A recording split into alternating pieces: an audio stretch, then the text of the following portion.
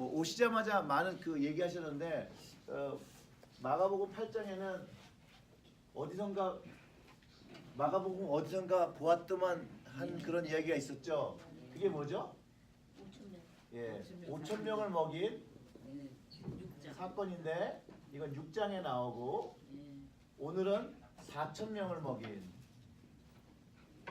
여기는 5병 이거 이어고 여기는 보통 7병 이어라고 이어라고 얘기를 하는데 이거는 이 4천 명의 이 사건은 이 마가복음하고 마태복음에만 나옵니다. 그래서 이게 같은 이야기를 두 번 기록했는가 이런 이야기도 있어요. 질문을 하죠. 그런데 그 디테일이나 서술 방식이 비슷하긴 하지만 다른 점이 있다는 거예요. 1절에서 기록하고 있는 것처럼 다른 그룹, another large crowd, they had nothing to eat. 여기에 큰 무리가 다른 큰 무리가 모였다라는 거예요. 그리고 먹을 것이 없었다라는 거예요. 19절과 20절에서도 예수님께서 두 번 먹이신 것을 상기시켰다는 점이에요. 그러니까 한 번의 사건이 아니라 이게 두 번 일어났다고 예수님도 이야기하고 제자들도 기억하고 있다라는 거예요. 그래서 그 19절과 그 저기를 읽어보면 내가 떡 5개를 5천 명을 떼어 줄 때에 조각 몇 바구니를 거두었냐 이르되 12린이다. 또 7개를 4천 명이 떼을 때 이거 두 개를 번복하고 계시다라는 거죠. 이것처럼 이게 상세하게 기술되어지는 사건으로 이게 다른 경험이라는 거를 가르쳐주고 있다라는 거예요. 근데 이제 또 그러면 이제 우리가 더 질문을 해볼 수 있잖아요. 야, 이게 마태하고 마가는 왜 기록했는데 누가하고 요한은 왜 기록하지 않았을까? 라는 질문을 하게 된다는 거예요. 근데 이런 질문은 좋은 질문의 방향보다는 이제 우리가 혼란하게 하는 질문의 방향이에요. 우리가 해야 될 질문은 왜 다른 곳에 빼어 놓았나 보다는 왜 마태와 마가는 이것을 기록하고 있는가라는 질문을 할 때 우리가 이 마가복음에서 두 번 반복되는 이 기적에 대해서 조금 더 깊게 이해해 볼 수 있다라는 거예요. 더 집중된 질문을 하게 되고 마가복음 그 6장과 7장에서 이 비슷한 내용을 다루고 있는 이 기적을 제자들과 사람들에게 주님께서 말하고 하시는 것이 무엇인지를 그 관심을 가지고 질문할 때 바른 해석을 할 수 있다라는 거예요.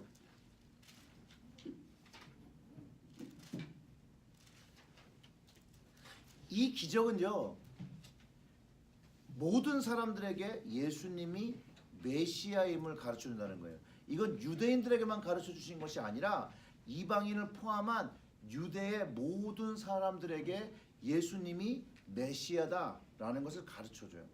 학자들은 오병이어는 유대인들에게 보여준 기적이라고 말하기도 하고 칠병이어는 이방인들에게 보여주신 것이라고 이해하기도 하는 해석도 있어요. 예수님은요, 결국은 유대인과 이방인 모두에게 주님의 몸이 생명의 떡으로 그들에게 생명을 공급하시는 자인 것을 가르쳐주고 있다는 거예요. 그리고 또한 이 사건에서 예수님은 육신의 굶주림을 가지고 있는 사람들을 그냥 보고 넘어가지 않으시는 주님의 마음을 깨닫게 하는 것이라는 거예요. 배고픈 자들을 예수님이 불쌍히 여기시고 그들을 먹이시길 원하셨다는 점이에요. 그런데 제자들은 그거를 먹이라고 하니까 어떻게 반응을 한 거예요?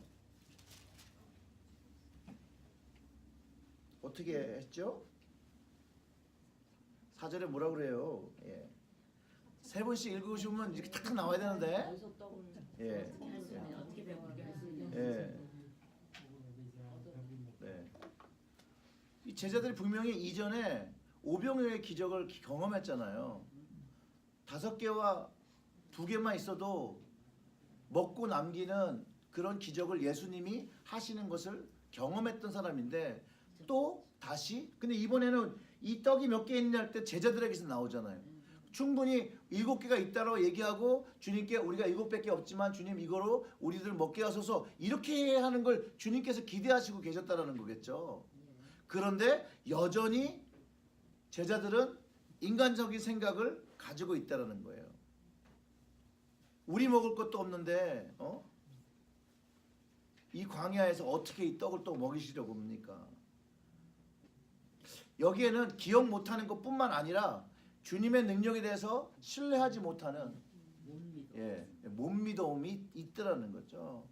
제자들의 믿음 없음과 부족함을 통해서 사실은요, 이 제자들의 모습은 우리의 모습을 보여주고 있다는 거예요. 우리도 주님을 믿는다고 하지만 어떨 때 보면 정말 주님을 믿는지 주님을 신뢰하지 못하는 믿음의 행동들이 있거든요. 그리고 그 부족함을 돌아보게 하는 기능을 또 이 이야기가 담고 있다는 것이에요. 이것은요, 그리스도에게는 불가능이 없음을 증명해주고 가르쳐주는 사건이기도 해요. 우리들도 예수님을 믿고 하나님을 믿고 살지만 어느 순간에 주님에게 불가능이 없다는 믿음이 온데간데 없이 사라질 때가 있다는 거예요. 그때 우리는 이 오병이어의 기적, 이 칠병이어의 기적을 기억하고 예수님에게는 그 내가 갖고 있는 사건의 그 문제를 해결하실 수 있는 하나님의 능력이 있으신 분으로 신뢰하며 그분께 기도하고 나아갈 때 주님께서 이루시는 기적을 지금도 이 땅에서 경험하게 된다는 것이죠. 즉 기적을 체험하고도 이게 참 놀라운 거예요. 사람은 기적을 체험하고도 믿음이 우리는 성장한다고 생각하는데 그렇지 못하다. 그렇잖아요. 우리가 야 이런 기적을 만나면 뭐 왜 하나님을 못 믿겠어? 라고 생각들을 하잖아요. 내가 나에게 이런 일들만 여러분 나 하나님 믿겠어?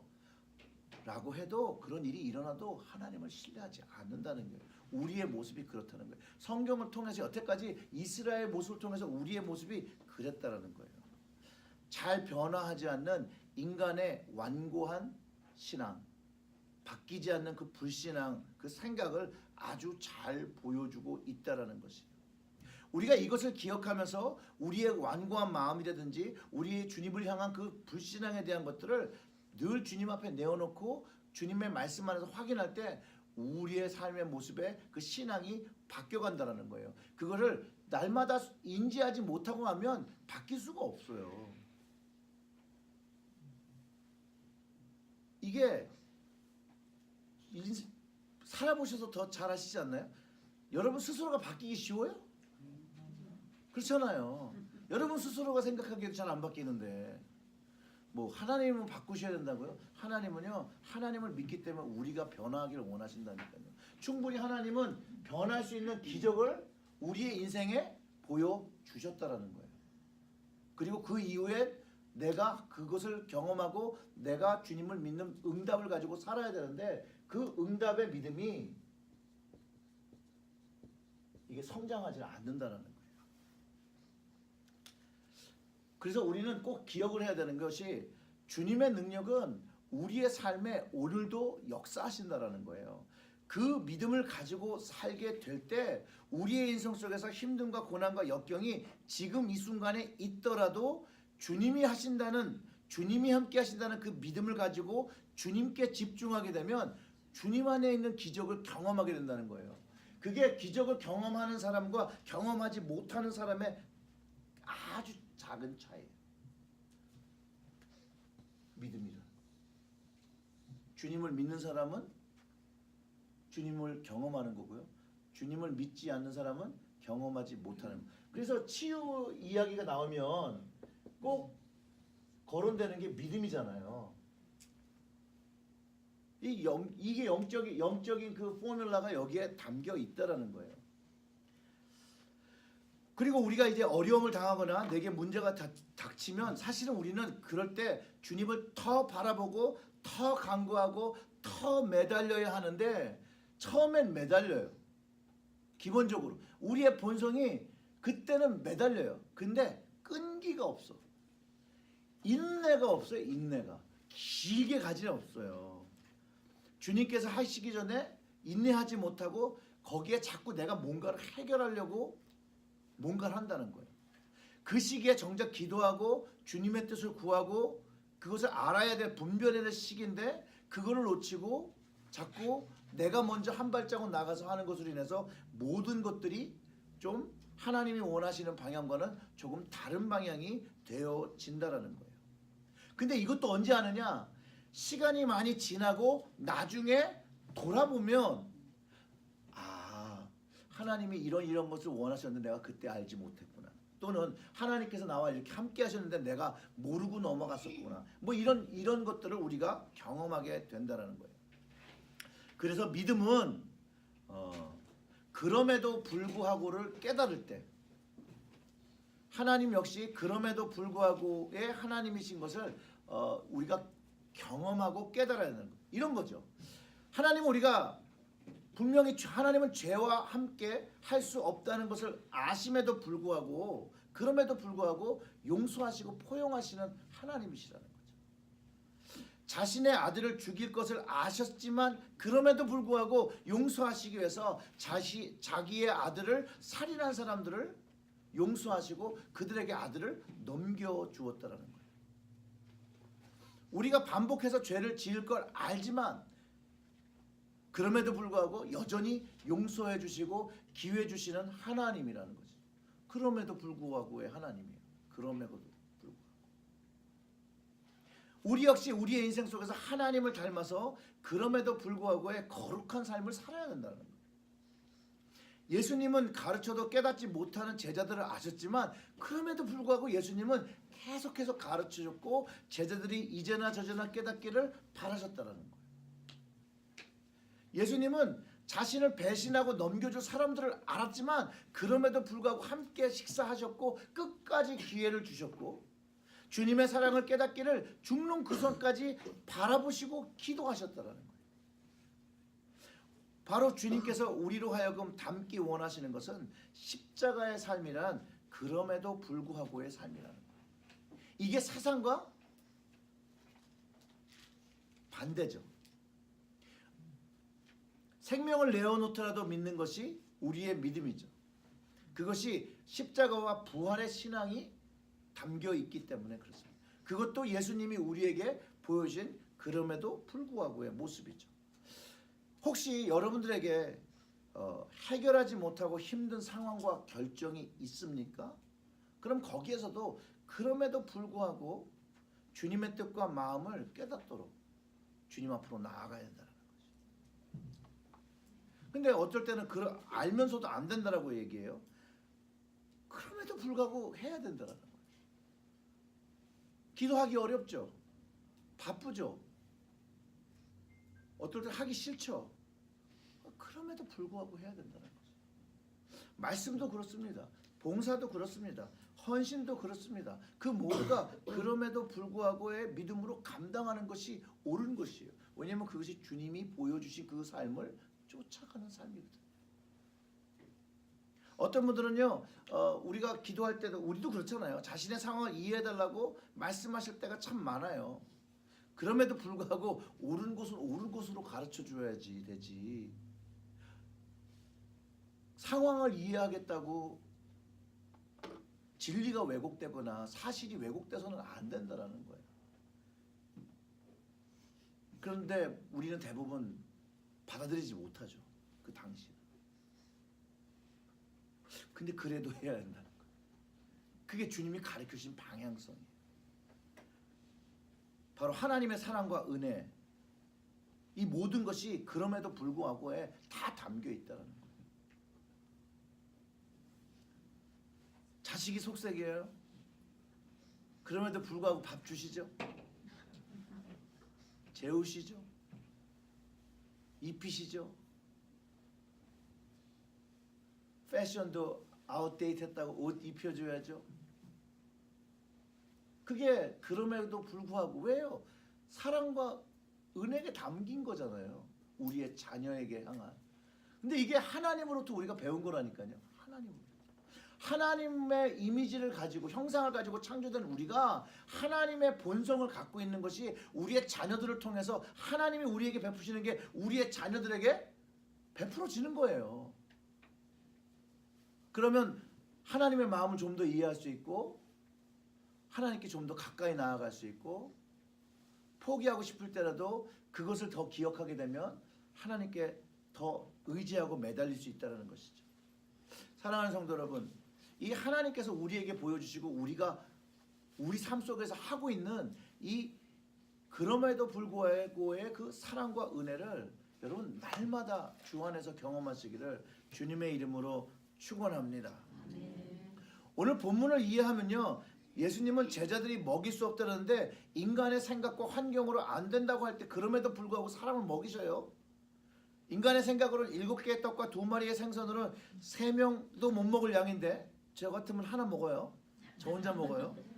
근데 이제 4,000명을 먹인다는 거죠. 4,000명을. 그리고 또한 예수님은 이들의 마음을 기뻐하셨다는 거예요. 잘 생각해 보세요. 이들이 며칠 있었다고요? 예, 그게 우리말 참 어렵죠. 사흘인데 3일이에서 사흘 그러면 4일 같은데 3일이에요. 3일 동안 주님과 함께 하기 위해서 먹지 못했는데도 불구하고 주님과 함께 있었다라는 거예요. 왜 이분들이 거기 있었을까요, 여러분? 한번 그거를 우리가 좀 생각해 봐야 돼요. 왜 이들은 집에 가서 밥 먹고 그러면 되지 왜 배를 그렇게 쫄쫄 굶어가면서 예수님 옆에 있었을까? 집에 가면 먹을 게 없어서? 아무리 집에 가서 먹을 게 없어도 3일 동안 거기서 밥을 못 먹으면서도 거기 있을 거라는 건 상상이 되지가 않아요. 말씀이 좋아서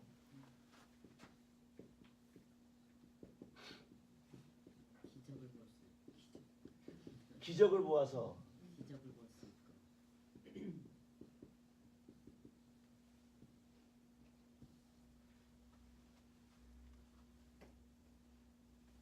캠핑하는 것 같은.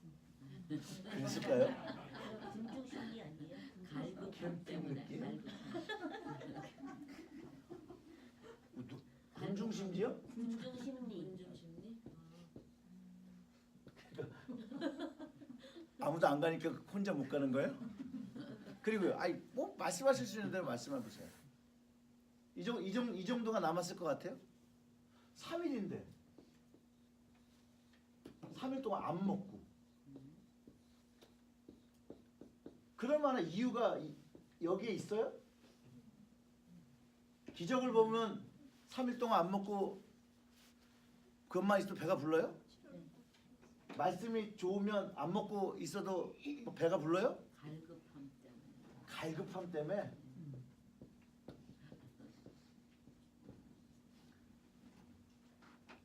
캠핑 느낌. 그냥 썼어. 군중심리 썼어. 이거는 그래 내가 어떻게 가겠는데 이거 2개는 좀. 예.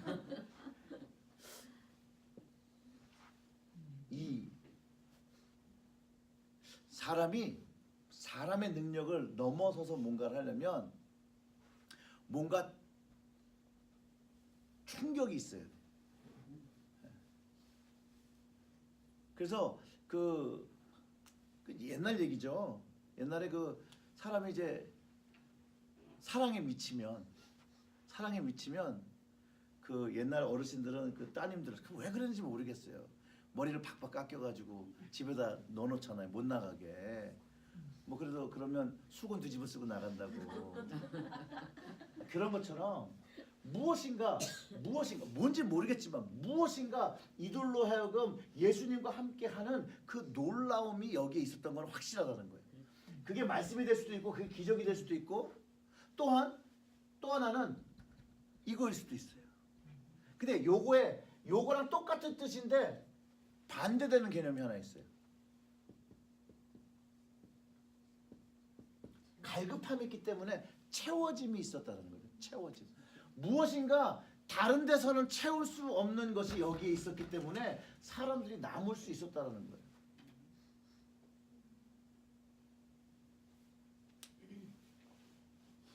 근데 사실은 우리가 주님과 함께하기 위해서는요, 이 채워짐이 굉장히 중요하고요. 말씀을 경험하고 또 주님께서 역사하시는 것이 기적이잖아요, 사실은.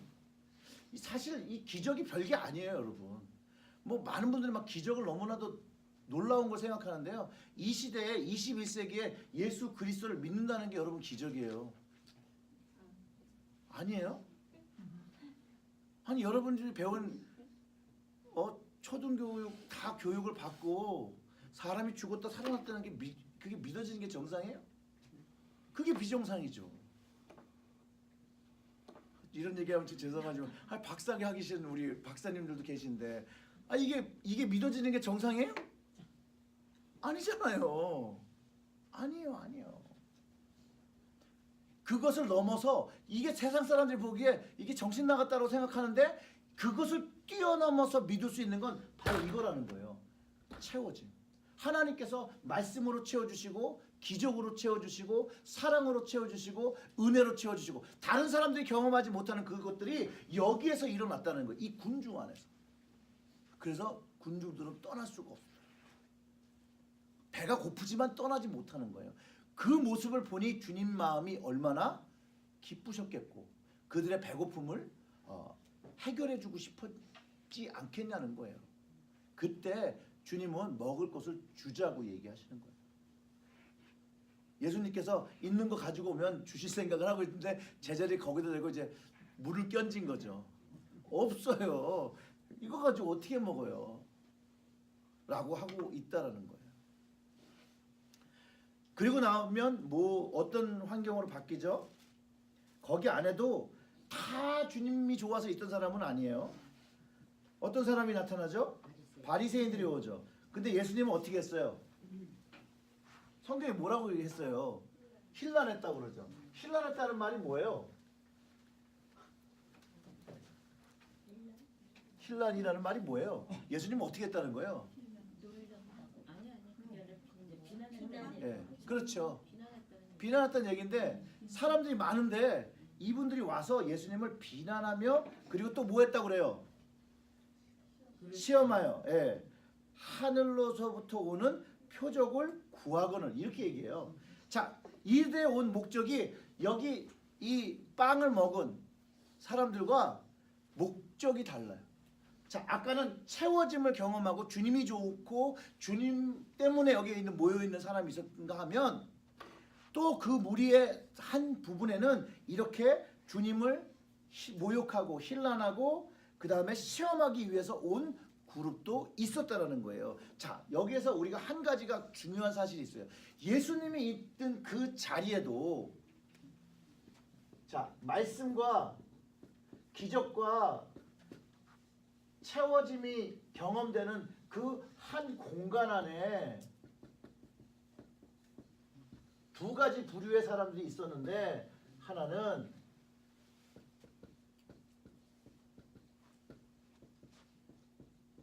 아까 믿음의 얘기했잖아요. 이렇게 구분이 되어 있었다는 거예요.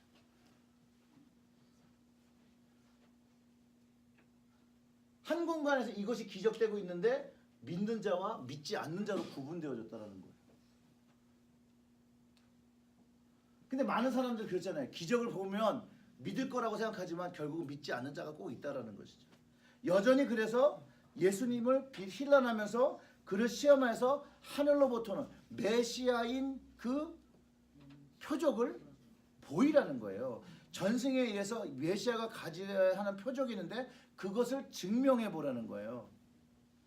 예수님은 마음으로 탄식하며 표적을 구하는 세대들에게는 주지 아니하신다라고 그곳을 떠납니다.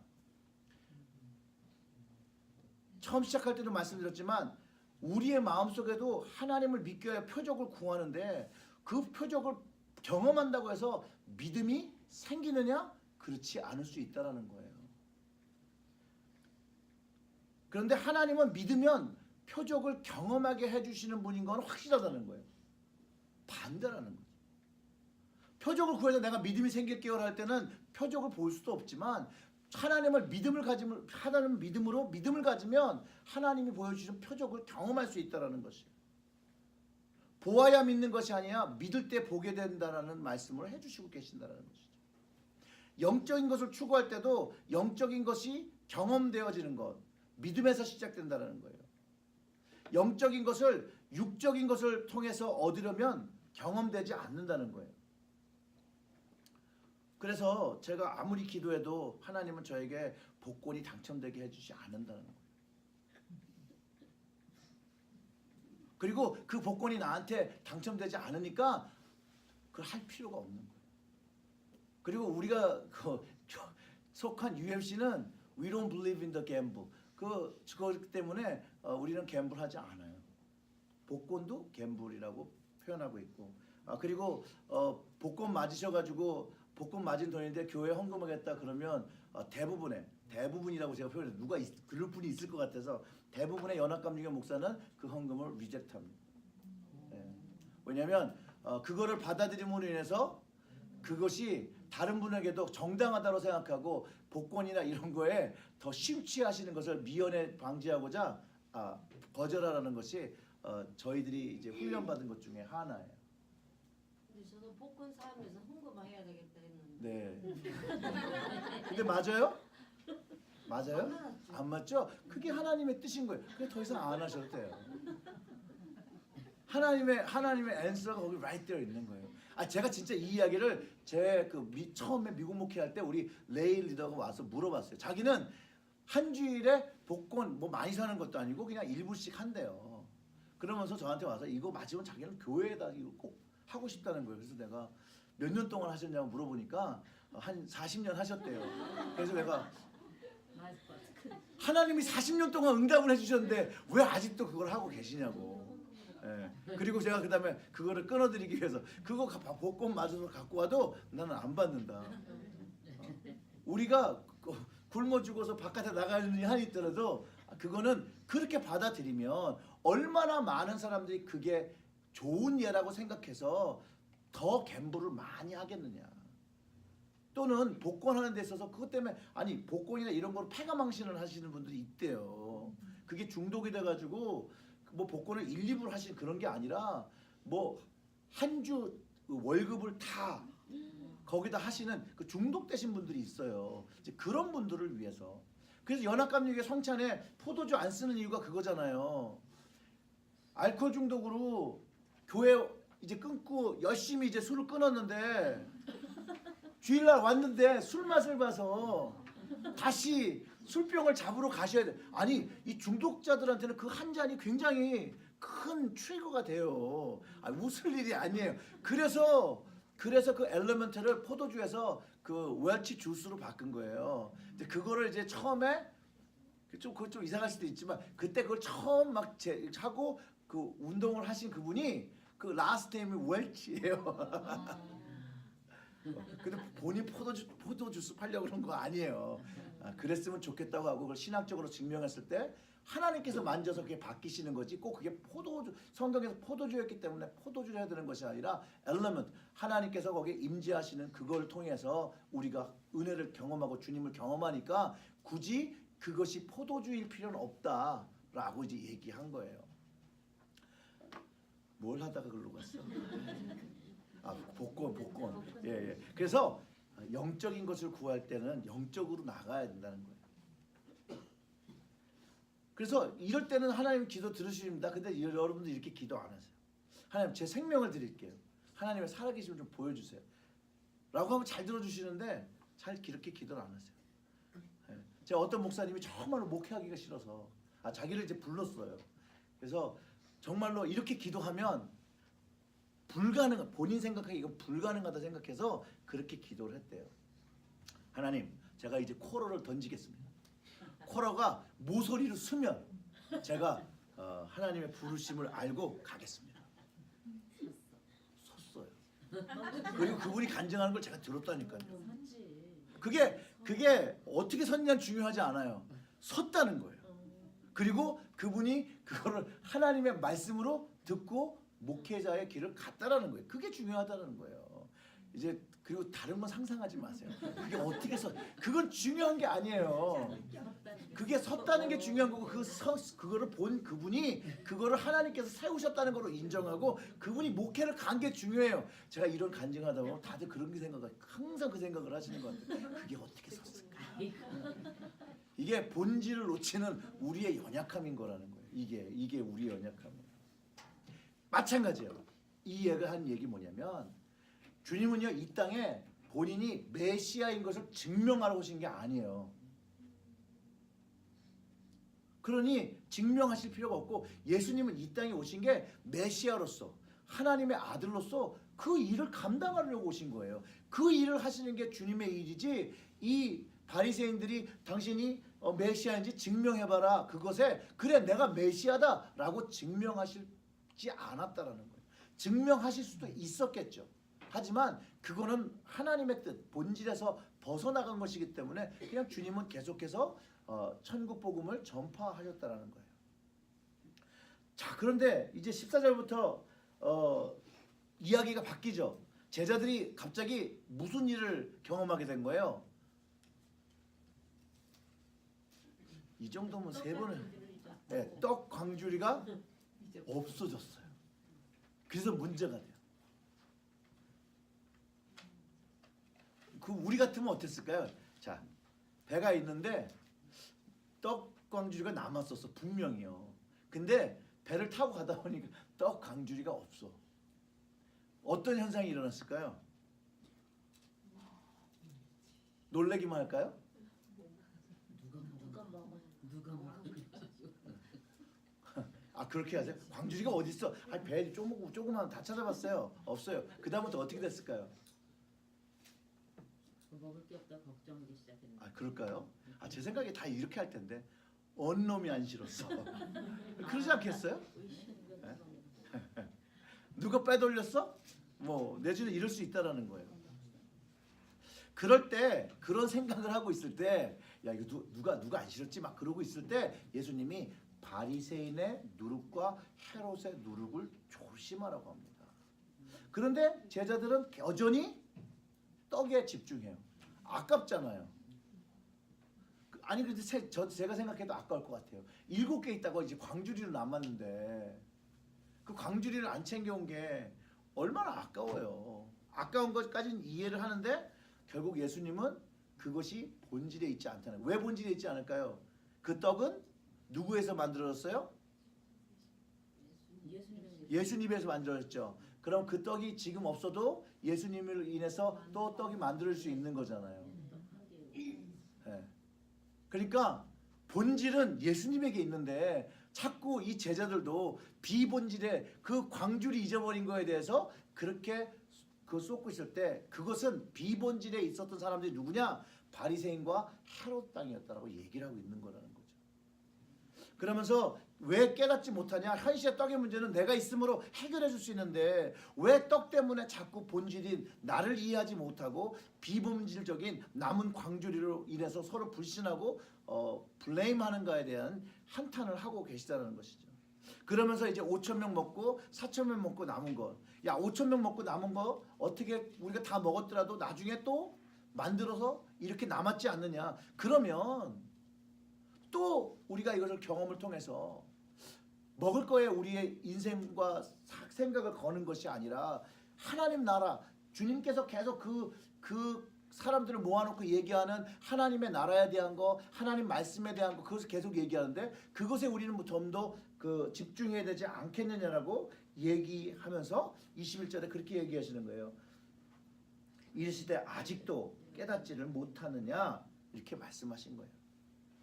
그리고 난 다음에 이제 어디로 가죠? 네, 거기서 뭐를 하시죠? 예, 이번 맹인도 다르게 고치셨죠?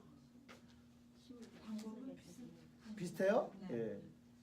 맹인한 사람을 데리고 예수께서 나와 손대기를 구하시거늘 예수께서 맹인의 손을 붙잡으시고 어디로 가요? 마을 밖으로 데리고 나가서 눈에 침을 뱉으시며 그에게 안수하시고 무엇이 보이시냐 물으시니 쳐다보며 이르되 하나 사람들이 보이나이다 나무 같은 것들이 걸어 다니는 것을 보나이다 하거늘 이에 그가 그의 눈에 다시 안수하심에 그가 주목하여 보더니 나아서 모든 것을 밝히 보는지라. 좀 다르다는 게 뭐냐면 2번 했잖아요. 2번 기도했잖아요. 네. 사실 이 맹인이 눈을 뜨는 것은요. 이사야의 예언에 성취되고 그것이 메시아인 증표 이전에 바리새인들이 구했던 그 표적이에요. 그게 치유의 효력이 2번의 기도로 이어지는데 이게 왜 왜 이거는 처음에 안 되고 두 번에 됐냐고 저한테 물어보지 마세요. 이거는 예수님 마음이에요. 저도 몰라요. 적으려고 그랬는데 예. 이거 진짜로 이건 예수님 마음이에요. 나중에 천국 가셔서 꼭 물어보세요. 아니 모르는 건 모르는 거지 뭐 어떻게 이거는요 어떤 신학자를 찾아라도 찾을 수가 없어요. 예수님이 그렇게 하셨는데 어떻게 알아요? 그거를 자꾸 논문화하려고 그거를 새로운 학설과 새로운 그걸 만들다 보니까 자꾸 이상한 띠어리를 내놓는 거예요. 제가 신학교 가서 제일 놀랐다는 건 마태복음 찾아서 주석 해가지고 이렇게 써놓은 그 논문을 보는데 이쪽부터 저쪽까지 있더라고요. 그래서 야 이렇게 할 말들이 많은가. 예수님 몇 마디 안 하셨는데 우리는 뭐 예수님의 뭐 1000마디를 하고 있네. 그러고서 제가 신학교 때 그럼 어디를 볼까 뭐 이러면서 책을 뽑았던 적이 있는데요. 이 소경이 믿음의 분량이 이래서 치유법을 이렇게 택하셨는지 주님이 그가 완전히 치유함을 바라시고 그를 끝까지 치유하시는 그 주님의 모습을 보여주는 건지 우리가 그거는 각자 이해해도 될 것 같다는 거예요. 여기서 한 가지는 주님께서는 포기하지 않으시는 주님. 저는 제가 개인적으로 은혜가 됐던 건 주님은 우리를 끝까지 고치시기 위해서 포기하지 않으시고 이렇게 기도해 주시고 우리를 돌보시는구나. 그러니까 나 같은 사람도 하나님께서 포기하지 않고 끝까지 나와 함께 하시겠구나 라는 위로가 되고 은혜가 되더라는 것이죠. 믿음도 단 한 번에 되는 것이 아니라 점진적인 것, 이 치유의 과정을 통해서 가르쳐 주고 있다는 것. 그리고 이 기도는 이렇게 능력을 여는 문인 것을 우리가 알고 우리도 이 기도 안에서 주님의 능력을 경험할 수 있다는 것이죠. 그 다음에 이제 베드로의 고백과 그 죽음에 대한 얘기죠. 너무도 잘 아시는 베드로의 고백이죠. 주는 그리스도이시라는 그 메시아를 고백하죠. 예수님을 선지자로 보는 것은 너무나도 자연스럽고 어려운 일이 아니에요. 모든 유대인들이 예수님이 그렇게 가르치시고 그렇게 기적 베푸시고 있었으면 다들 예수님은 선지자다라고 생각했을 거예요. 그런데 예수님을 메시아로서 하나님의 아들로 받아들이고 믿는 건 어려운 일이었어요. 그런데도 불구하고 예수님은 여러 번의 기적과 예수님께서 직접적인 가르침으로 베드로가 예수님이 누구인지를 깨닫고 고백하게도록 되어진다는 거예요. 아마 다른 제자들도 동일한 생각이었을 거예요. 왜냐하면 이렇게 같이 생활을 하면서 예수님이 메시아라는 생각에 그 믿음이 생겼는데 그들이 오해하는 부분이 있어서 예수님께서 정정해 주신다는 거예요. 정정. 즉 제자들이 생각하는 메시아와 주님이 하나님의 뜻에 순종하여 오신 그 메시아, 그 그리스도의 모습이 다르다는 거예요. 서로 다른 모습을 보고 있었다는 거예요.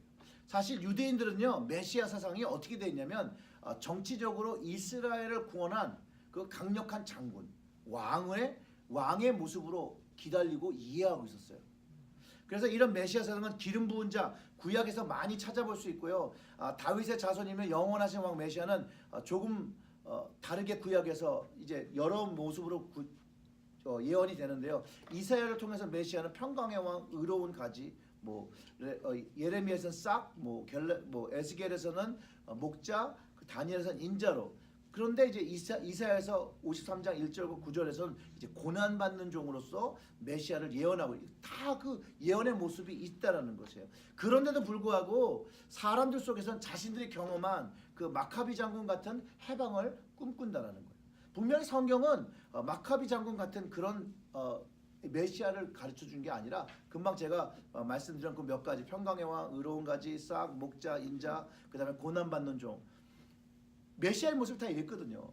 그런데도 불구하고 이 사람들 마음속엔 사람들이 기대하는 그 메시아로 기다리고 있었다는 것이죠. 그 안티오코스 에피파네스라는 왕이 예루살렘을 쳐들어와서 예루살렘을 점령하고 8만의 사람을 학살을 해요. 그리고 유대교를 탄압하고 율법을 이제 더 이상 쓰지 못하게 하고 율법을 다 태워버리고 할 일을 하지 못하게 하고 유대인들을 굴복하고 부끄럽게 하기 위해서 예루살렘의 거기 안에다가 그 성전 안에다가 제우스 시장을 두고 유대인들이 싫어하는 돼지로 제사를 합니다. 그리고 이 일이 있은 후에 그 뒤에 이제 유다 마카비 형제들이 이제 군사를 다시 일으켜서 혁명을 일으키고 그걸 이제 승리로 이끌면서 이제 더러운 성전을 그 돼지로 제사를 지어서 거기에다 제우스의 예배했던 거기를 성결케 하는 정결케 하는 그래서 재봉헌한 것이 바로 그 청소한 날을 가리켜서 그걸 우리가 성경에서 수전절이라고 표기한다는 거예요. 그리고 수전절이 여러분들이 제일 잘 아실 수 있는 한우카예요. 이게 하나님께 리데디케이션, 그 성전을 다시 리데디케이션 했다는 것이 이제 한우카예요. 근데 그 후에 이제 64년 뒤에 이제 로마 폼페이 장군의 주권 상실하고 이제 신약의 시간으로 넘어가 버리는 거죠. 어쩌면 유대 백성으로 꿈꿀 수 있는 희망이에요. 맞습니다. 왜 아니겠어요? 남의 나라에 지배받는 게 좋은 것도 아니고 그거로 인해서 고통받고 그리고 그거로 인해서 억압당하고 거기에서 꿈꿀 수 있는 건 희망이죠.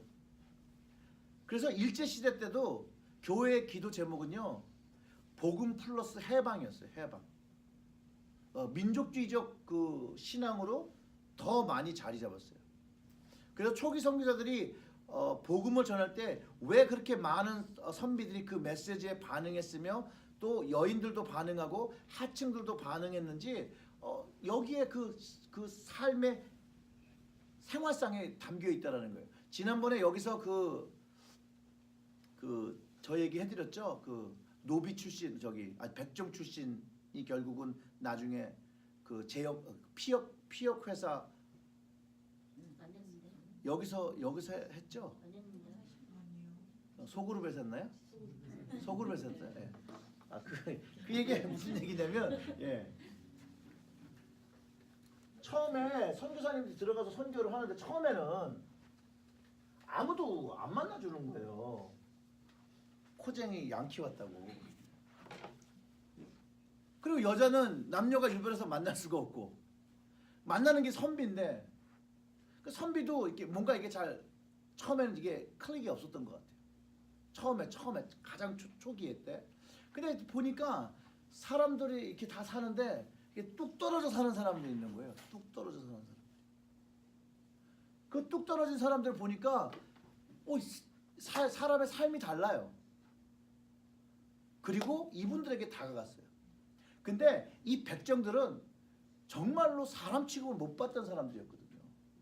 그런데 코 크고 눈 파란 분들이 오셔서 이 사람들을 사람처럼 불러주고 네 이름이 뭐냐고 물어봐주고 자기의 이름을 불러주고 사람 대접을 해주기 시작하거든요. 그리고 그 예수님이 그런 모습이라고 가르치기 시작하니까 이분들이 거기에 감동을 해요. 근데 감동하는 순간에 역사 흐름이 바뀌어요. 뭐냐면 전통 한국 민족적 그 사고에서 서양 사고로 움직여지는 시대가 시작이 돼요.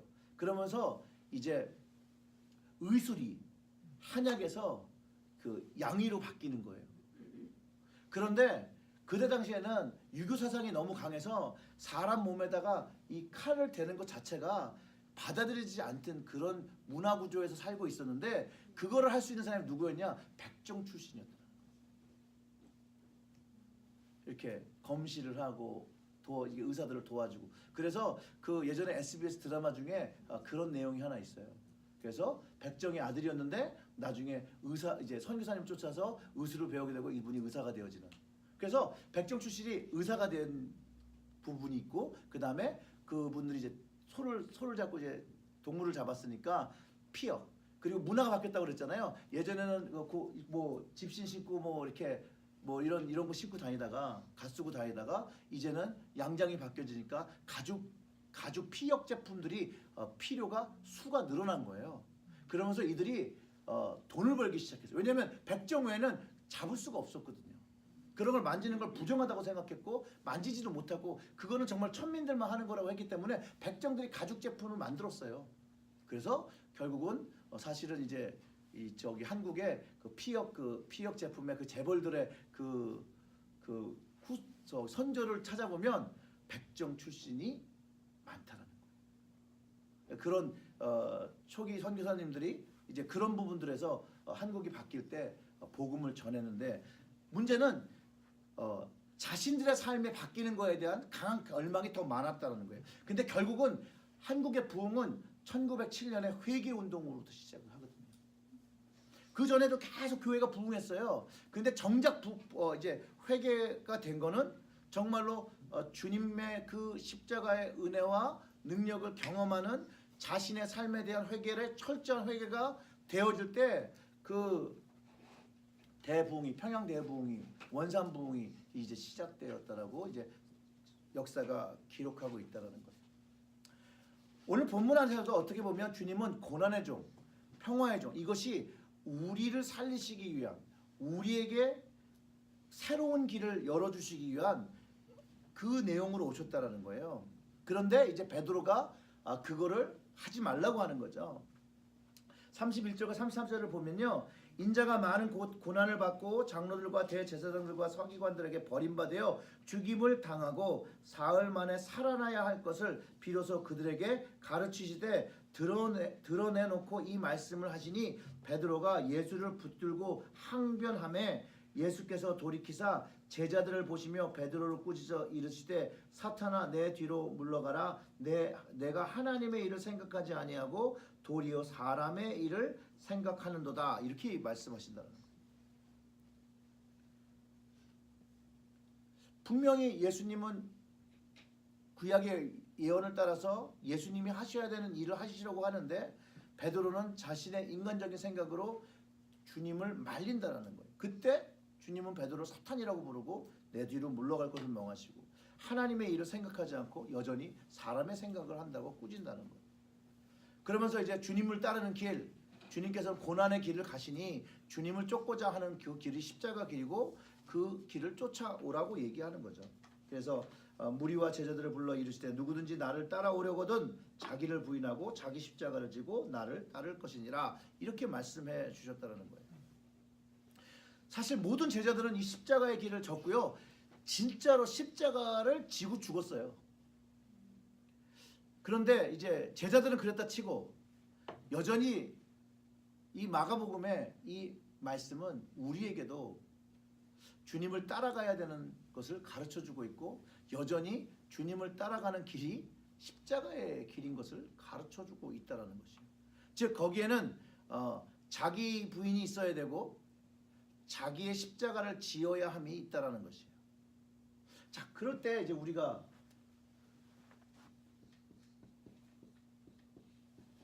이 자기 부인은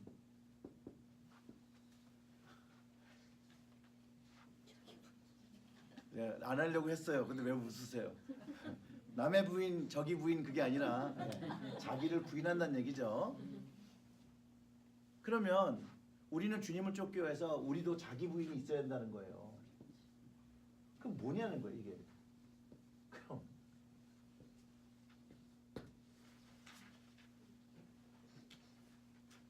그러면 네 가지 십자가는 또 뭐냐는 거죠.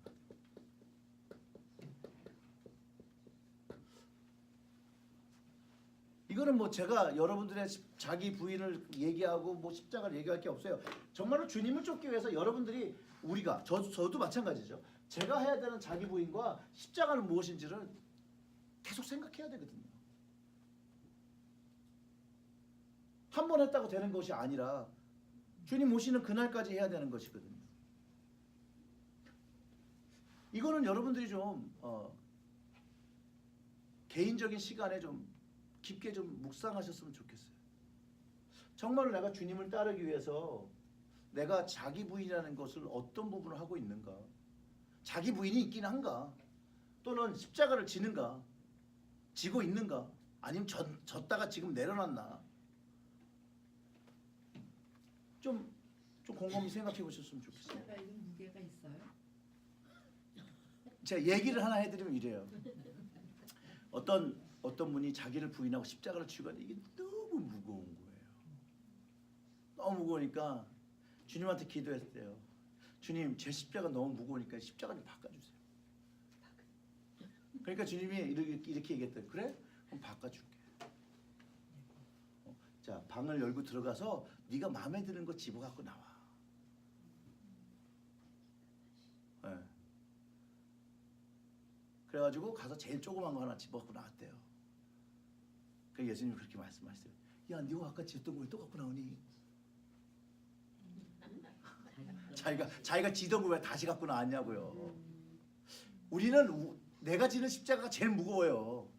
그러니까 십자가 무거운 거예요. 그러니까 공평해요. 나도 이렇게 무거운 거 지면요, 다른 사람도 무거운 거 지고 있어요. 그러니까 불평하지 말고 내가 져야 될 십자가 내가 지면 돼요. 나만 무거운 거 지는 거 아니에요. 다 같이 각자의 자리에서 무거운 거 지니까 그렇게 생각하시면 좋겠습니다. 35절과 38절의 말씀을 좀 읽어보면서 좀 새겨볼게요. 누구든지 자기 목숨을 구원하고자 하면 잃을 것이요 누구든지 나와 복음을 위하여 자기 목숨을 잃으면 구원하리라. 사람이 만일 온천하나 얻고도 자기 목숨을 잃으면 무엇이 유익하리요? 사람이 무엇을 주고 자기 목숨과 바꾸겠느냐? 누구든지 이 음란하고 죄 많은 세대에서 나와 내 말을 부끄러워하면 인자도 아버지의 영광으로 거룩한 천사들과 함께 올 때 그 사람을 부끄러워하리라. 여기서 그 주님을 쫓고자 하는 사람들에게 순종해야 될 말씀이 있어요. 그러니까 주님의 명령이죠. 자기의 목숨을 내어놓을 수 있냐는 거예요. 주님을 쫓기 위해서. 사람들 앞에서 주님의 말을 부끄러워하면 또 주님도 부끄러워한다는데 이게 어떤 의미인지. 사실은 부끄러워한다는 말은 여기에 있는 내용을 보면 자기의 생명을 구하기 위해서 주님을 배신한다는 얘기죠. 사실은. 그러면 그때는 주님도 야 나도 모른다 라고 얘기하시겠다는 거예요. 사실 오늘 아침에 새벽기도에 우리가 했던 그 내용이죠. 사실은 베드로가요 한 번 배신의 경험으로 자신의 생명이 위협당할 때 주님을 부끄러워하지 않고 당당하게 자기의 생명을 십자가에 내어 주었다라는 것이에요. 내어 주었다라는 거예요. 그리고요 그리스도를 쫓는 사람들이 정말로 생명을 걸고 믿음의 길로 예수의 길을 따라가는 것이라고 주님이 말씀하셨다라는 거예요. 이거는 바뀌지 않아요. 아무리 내가 합리화를 시키고 뭐 이렇게 좋게 포장하고 로맨타이즈를 하고 뭐 별의별 짓을 다 해도 이게 바뀌지가 않아요. 저는 개인적으로 이렇게 바뀌었으면 많은 사람들이 더 믿지 않았을까라고 생각하는데 바뀌지가 않았어요.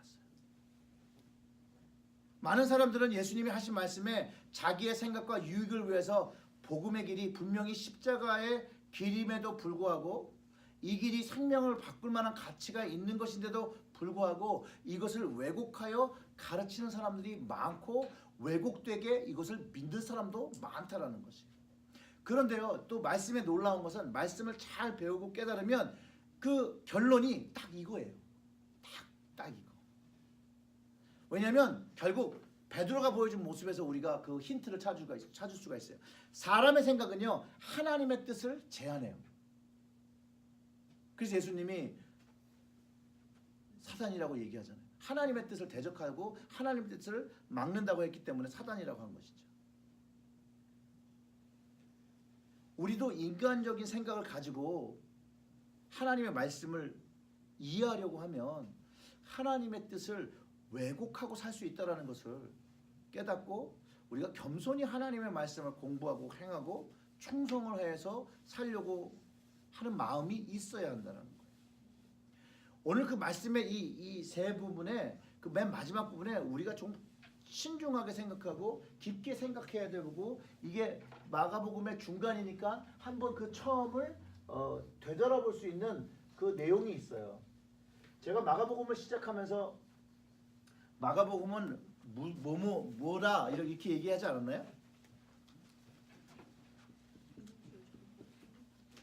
아니, 마가복음뿐만 아니라 성경은 무슨 드라마다 제가 이렇게 얘기했었는데, 그죠? 무슨 드라마죠? 하나님의 나라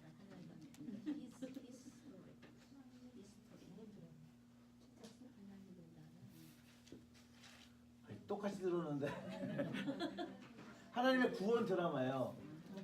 네. 그러니까 제가 설명을 이렇게 했죠. 하나님 나라의 구원의 드라마라 이렇게 설명했어요. 그러니까 하나님 나라만 생각하시는 분이 있고 구원. 네.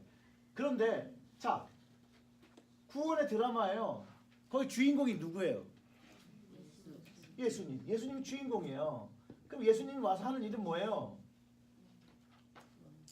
구원 드라마에 예수님 주인공이 뭐예요? 구원하죠. 근데 그러면 뭐로부터 구원을 해요? 뭐로부터? 이 여기서부터가 중요해요. 뭐로부터? 죄? 죄? 그리고 뭐가 더 있으니까 제가 지구리구를 외치겠죠? 죄와 사망. 하나 더. 오늘 말씀에 그 유추할 수 있는 내용이 있어요. 어디에 나오냐면 38절. 누구든지 이 음란하고 죄 많은 세대에서 나와 내 말을 부끄러워하면 인자가 아버지의 영광으로 거룩한 천사들과 함께 올 때 그 사람을 부끄러워하리라. 이때가 언제예요? 마지막을 우리가 그날을 무슨 날이라고 그래요? 정말 재림하는 재림하는 날 하나님이 오시는 심판의 날. 아니 금방 제가 찾으려는 단어가 나왔는데 담대하게 얘기하세요. 구원의 날. 그건 온 거고. 예. 뭐 아까 말씀하셨잖아요. 얘기 좀 해보세요. 아까 말씀하셨잖아요. 네? 크게. 자신감 안 틀린다니까요. 세게 좀 얘기해 보세요. 정답이라서 자꾸 세게 하려는 게 심판. 이 성경 안에 담겨 있는 게 이거예요.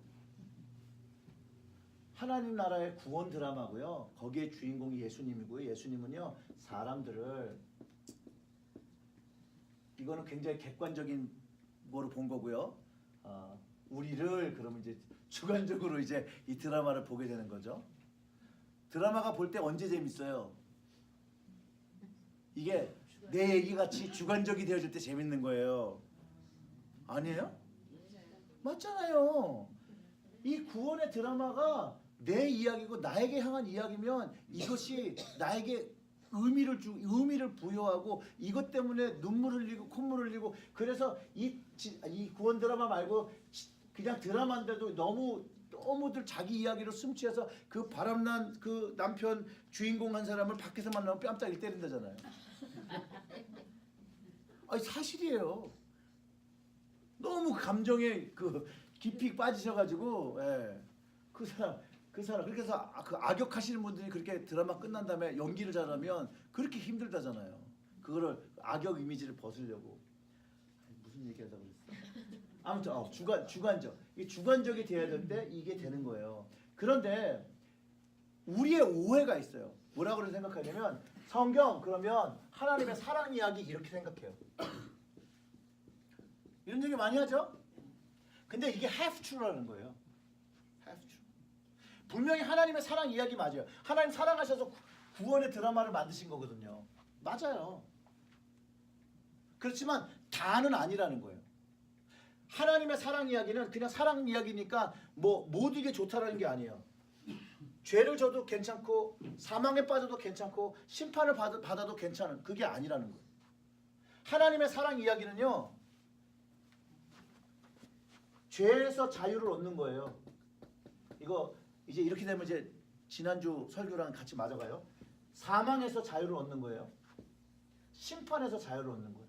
이것을 위해서 이것을 우리가 다 경험할 수 있게 해서 우리에게 주신 게 뭐죠? 진리의 영, 성령.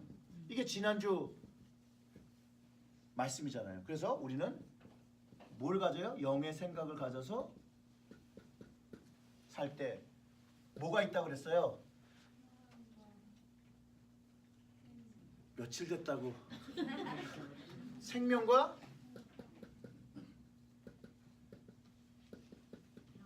물론 제가 뭐 3부 예배를 하니까 더 잘 기억할 거예요. 3번 설교를 하니까 이거예요. 이게 하나의 그 스토리 라인이에요. 드라마에도 스토리 라인이 있어요. 중심에 흐르는 이게 스토리 라인이에요. 여기서 벗어나가면 안 되는 이야기거든요. 그런데 얘기를 하다 보면 다들 어디서들 힘들어지냐면 이거 죄와 사망과 심판 여기서 이야기가 왜곡돼요. 왜? 내 마음에 들지가 않거든. 이 부분이 건드려졌는데 이게 내 마음에 안 들어요. 그래서 그 독자들이 저 시청자들이 그거 마음에 안 들면 방송국에 전화하잖아요. 주인공을 죽이든지 뭐 주인공을 다시 데리고 오든지 본인들 마음에 안 맞아서. 그래서 드라마가 한국 드라마는 그래서 스토리 라인이 있는데 바뀐다는 거예요. 작가가 생각했던 엔딩도 있고 다 있는데 시청자들이 전화 항의를 너무 많이 해서 죽어야 되는 사람이 살고 살아야 될 사람이 죽기도 한다는. 근데 하나님의 구원들어보면 우리가 그렇게 할 수가 없다라는 거예요. 본초적인 문제는 이 문제 때문에 주님이 오시는 거거든요. 이게 문제인 거예요. 우리의 주님이 오시게 된 이유가 이거예요. 그 문제를 해결하기 위해서 오시는 게 바로 구원이고, 오늘 말씀이 거기에 얘기하고 있는 거예요. 뭘 얘기하고 있냐면 하나님께서 그 날을 정하셨다라는 거예요. 그 날이 언제인지는 아무도 몰라요. 하지만 하나님의 심판의 자리에 모두 쓴다는 거예요. 그리고 그때 그 날에 주님이 인정하시는 분이 그 안에 선다라는 거예요. 구원을 얻는다라는 거예요. 하나님의 자녀가 구원을 얻는다라고 얘기하는 것이에요.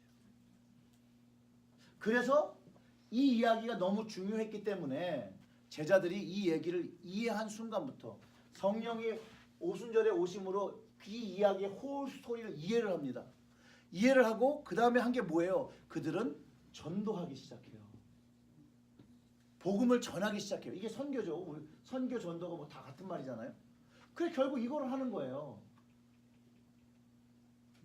근데 만약에 현대 교회들이 더 이상 이 구원의 복음, 이 생명의 복음을 전하기 위해서 자기를 부인하지 않고 십자가를 지지 않는다라면 주님이 워낙 우리에게 말씀하신 그 내용에 우리가 왜곡해서, 즉 드라마의 방향을, 이야기를 바꾸고 있다라는 거예요.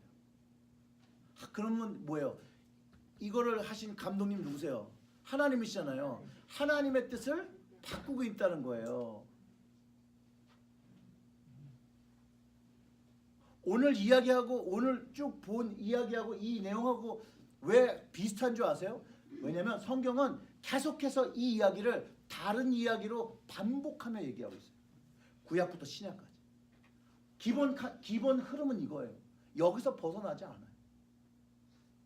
그리고 주님께서 말씀하신 그거는 결국은 그렇게 됐을 때 주님을 부인할 거냐 받아들일 거냐라는 이야기를 누구한테 묻는 거예요? 성경을 읽고 있는 우리에게.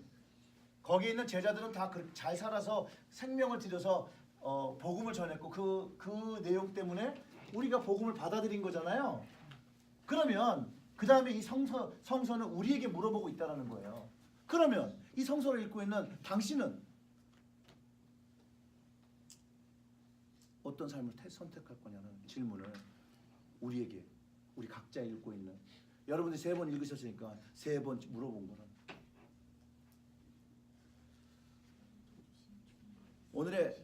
오늘의 말씀이요. 기본적으로 이제 1장부터 8장을 보면서 전체 한번 그 흐름을 이거로 한번 잡았거든요. 어차피 이 흐름이 계속해서 반복되는 거예요. 그래서 성경은 하나님 구원의 드라마라는 것, 하나님 나라의 관점으로 볼 때 하나님의 뜻이 기억되고 하나님의 뜻에 순종할 때 하나님의 아웃컴을 갖는 거예요. 그거를 뭐 약간 뭐 그렇죠. 이렇게 좀 특이하게 보이려고 이렇게 다른 사람과 다르게 보이기 위해서 그거를 바꾸면 잘못된 열매를 맺는다는 거죠. 이제 그런 것들을 이제 우리가 기억해야 한다는 거예요. 말씀은 놀랍습니다. 저도 말씀에 너무 무지해서 말씀을 참 신앙을 처음 가졌을 때 너무 간과했던 적이 많았던 것 같아요. 그때는 체험적인 신앙이 너무 뜨거워서 말씀 없이도 뭐 오늘 예수님과 뭐 얘기하고 뭐 기도하는 뭐 충분하니까 말씀 왜 보나 그런 생각들을 많이 했거든요. 저의 철저히 그 실수한 제 삶이고요. 그래서 수로 얘기한 거예요. 이 수로에 하나님의 말씀이란 수로 안에 예수님의 그 임재와 그 말씀이 담길 때 그 수로에 물이 흐를 때 그 수로가 그 온전한 뜻을 다 보인다는 거예요. 수로가 없으면 아무리 물이 있어도 흐르지 않고 흘러도 방향이 없고 다 딴 데로 흘러서 말라버리잖아요. 제가 그런 삶을 지냈었어요. 그런데 우리가 온전하고 거룩한 자녀의 모습으로 왕 같은 제사장의 모습으로 살기 위해서는 이 말씀의 수로를 이야기를 타야 되는데 이 말씀의 수로가 오늘 이 구원의 드라마라는 프레임이에요. 거기에다가 예수님을 담고 하나님이 말씀하신 말씀의 그 길로 나아가는 것. 거기 안에 그 법칙 안에 우리들이 누릴 수 있는 세상에서 누릴 수 없는 온갖 생명과 평안이 거기에 담겼다라는 것. 그러니까 그거를 가지고 여러분 힘차게 주님과 풍성한 사랑을 나누시고 은혜를 나누시기를 주님의 이름으로 축원합니다.